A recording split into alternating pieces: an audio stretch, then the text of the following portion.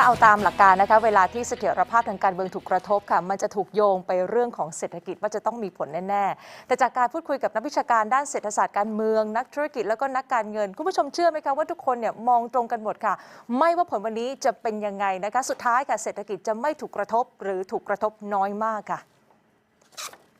เริ่มกันที่นักวิชาการอิสระด้านเศรษฐศาสตร์และการเมืองนะคะที่ยืนยันว่าเศรษฐกิจจะไม่ได้รับผลกระทบหรือน้อยมากค่ะทั้งนี้จากสถานการณ์ในอดีตจนถึงปัจจุบันนะคะภายใต้วิกฤตการเมืองการชุมนุมการประท้วงเศรษฐกิจไทยยังไปต่อได้ค่ะ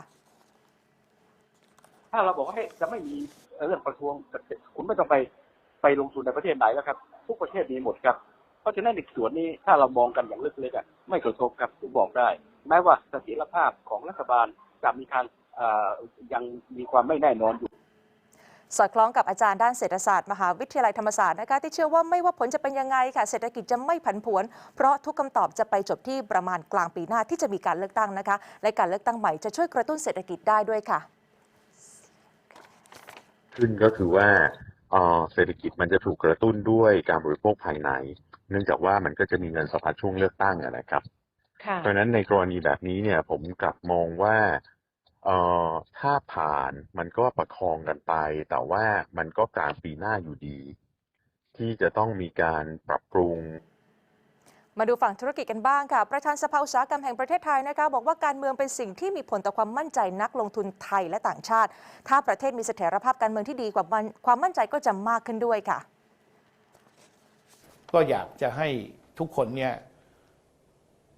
ช่วยกันนะครับทำยังไงให้ประเทศเราเนี่ยเข้มแข็งซึ่งการเข้มแข็งของเราเนี่ยเนื่องจากลำพังภาวะเศรษฐกิจของโลกที่ขณะนี้เนี่ยมีความอ่อนไหวและมีการผันผวน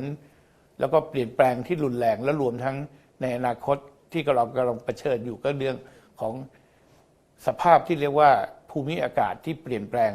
หรือว่าเรียกว่า climate change เนี่ยเรื่องโลกร้อนเรื่องอะไรต่างๆซึ่งภัยธรรมชาติก็มากมายอยู่เนี่ยมันเป็นอุปสรรคอยู่แล้วนะครับนายสนั่น อังอุบลกุลประธานกรรมการหอการค้าไทยและสภาหอการค้าแห่งประเทศไทยค่ะบอกว่าเอกชนก็ยังคงเดินหน้าขับเคลื่อนเศรษฐกิจต่อไปนะคะแต่ว่าบางส่วนก็มีการรอดูก่อนเช่นกันขณะที่ความเชื่อมั่นและก็เสถียรภาพของรัฐบาลค่ะจะถูกกระทบบ้างนะคะแต่ก็หลายเรื่องค่ะที่กำลังดำเนินอยู่อย่างเช่นการเป็นเจ้าภาพเอเปกค่ะสภาธุรกิจตลาดทุนไทยรายงานนะคะว่าดัชนีความเชื่อมั่นนักลงทุนในอีก3เดือนข้างหน้าหรือว่าเดือนพฤศจิกายนค่ะจะอยู่ที่ 116.59 นะคะซึ่งทรงตัวค่ะปัจจัยสนับสนุนก็เป็นเรื่องของการฟื้นตัวของภาคการท่องเที่ยวค่ะ